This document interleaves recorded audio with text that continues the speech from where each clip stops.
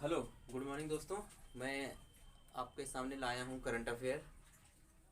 मेरा YouTube channel GS with Raj sir के माध्यम से, जो आजकल के रेलवे के एनटीपीसी एग्ज़ाम चल रहे हैं, फिर आगे आने वाले हैं ग्रुप डी के और लेखपाल के, तो उसमें ये करंट अफेयर आप सब लोगों के लिए बहुत महत्वपूर्ण होंगे। तो चलते देखते हैं करंट अफेयर। मैं आपको पढ़ाने जा रहा हूँ।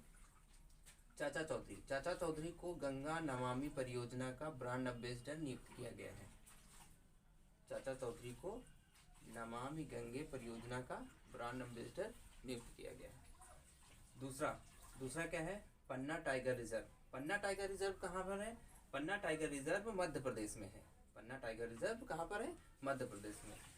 यूनेस्को ने बायोस्फीयर रिजर्व घोषित किया है। यूनेस्को ने बायोस्फीयर रिजर्व घोषित किया है, जो देश का 12वां है, जो देश का 12वां रिजर्व है। ठीक है। तीसरे, वागीर क्या है? ये मोस्ट इम्पॉर्टेंट नाम है जो आप लोगों को याद रखना है। वागीर एक पनडुब्बी है।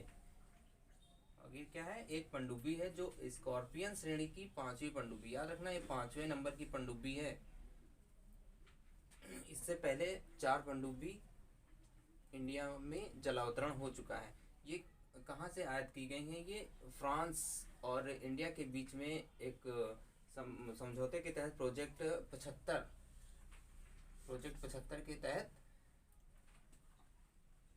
इन पनडुब्बियों को लेने का निर्णय लिया गया था इंडिया के द्वारा। तो उसमें पहली थी आईएनएस कलवरी, दूसरी थी खंडेरी, तीसरी थी करंज, चौथी थी बेला। इन चारों का जलावतरण हो चुका है। अभी रिसेंटली में वागीर 5वें नंबर की पनडुब्बी का इंडिया में जलावतरण किया गया है। चौथा, एलन मास्क। एलन मास्क कौन है? एलन मास्क दुनिया के सबसे अमीर व्यक्ति बने हैं। दुनिया के सबसे अमीर व्यक्ति बने हैं। इससे पहले कौन थे? इससे पहले अमेजन के बेजोस थे।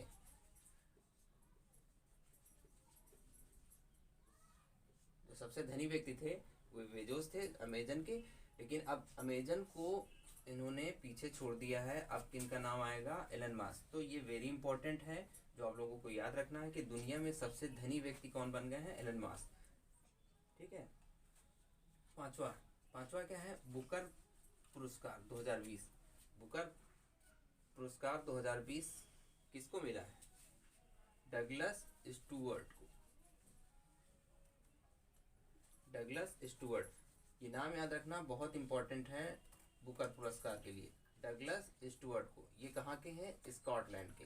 ये कहाँ के हैं? स्कॉटलैंड के। और इनका उपन्यास है सग्गी वैन।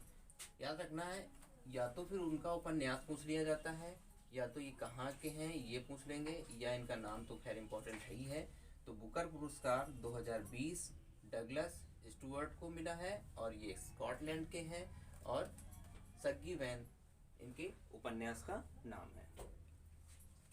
अगला करंट अफेयर, अंतर्राष्ट्रीय बाल शांति पुरस्कार। अंतर्राष्ट्रीय बाल शांति पुरस्कार 2020 किसको मिला है? सादत रहमान को। याद रखना, सादत रहमान कहाँ के हैं? बांग्लादेश के। ये कहाँ के हैं? बांग्लादेश के। अंतर्राष्ट्रीय बाल शांति पुरस्कार 2020 सादत रहमान इनको मिला है, और ये बांग्लादेश के हैं। या तो इनका नाम पूछ लेगा, या तो कहाँ के हैं ये पूछ लेगा कि ये कहाँ रहते हैं। अगला करंट अफेयर, सिटमैक्स क्या है? सिटमैक्स 2020 में एक सैन्य अभ्यास हुआ है, और ये किनके बीच हुआ है ये पूछ लेगा। वो ऑप्शन में रखेगा 4 नाम, और आप लोगों को बताना है कि कौन सा नाम नहीं होगा। लेकिन इनके जो ये सिटमैक्स 2020 सैन्य अभ्यास हुआ है, वो 3 देशों के साथ हुआ है। कौन कौन सा? Bharat, Singapore, Thailand. ये तीनों नाम याद रखना है, क्योंकि ये तीनों नाम इम्पॉर्टेंट है। ये मैचिंग में रख सकता है। ठीक है। तो आप लोगों को याद रखना है, भारत, सिंगापुर, थाईलैंड, इन तीनों के बीच में जो सैन्य अभ्यास हुआ है, कहाँ पर हुआ है? अरब सागर में हुआ है। इसका नाम क्या है? सिटमैक्स। याद रखना है कि सिटमैक्स 2020 सैन्य अभ्यास अरब सागर में भारत, सिंगापुर और थाईलैंड के बीच में हुआ है।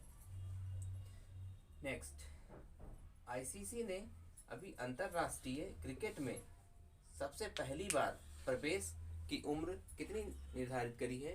तो आईसीसी ने अंतर्राष्ट्रीय क्रिकेट में सबसे पहली बार प्रवेश की उम्र 15 वर्ष निर्धारित करी है। फर्स्ट टाइम अगर आप प्रवेश करेंगे तो आपकी कम से कम 15 वर्ष आयु होनी चाहिए। गो कैबिनेट, ये क्या है?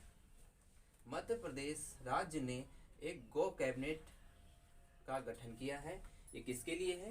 ये गायों के संरक्षण के लिए है। किसके लिए? ये गायों के संरक्षण के लिए है जो इसका संगठन किया गया है। और देश में मध्य प्रदेश पहला ऐसा राज्य होगा जो गो कैबिनेट का गठन किया है। ठीक है, तो याद रखना, गायों के संरक्षण के लिए इसका गठन किया गया है। कहाँ किया गया है? मध्य प्रदेश में। याद रखना, मध्य प्रदेश। अगला करंट अफेयर, लोनार झील। सबसे पहले तो ये पता होनी चाहिए लोनार झील है कहाँ पर।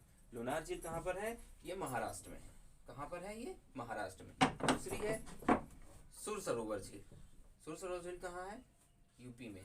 इसको रामसर साइट घोषित किया गया है। रामसर साइट घोषित किया गया है। रामसर साइट घोषित किया गया है और ये इसको एक आर्द्र भूमि भी कह सकते हैं। और अब जो पहले थी देश में कितनी थी? 39 थी, अब ये बढ़कर 41 हो गई हैं। रामसर साइट अब 41 हो गई। तो नंबर याद रखना है, 39 से बढ़कर 41 हो गई हैं रामसर साइट।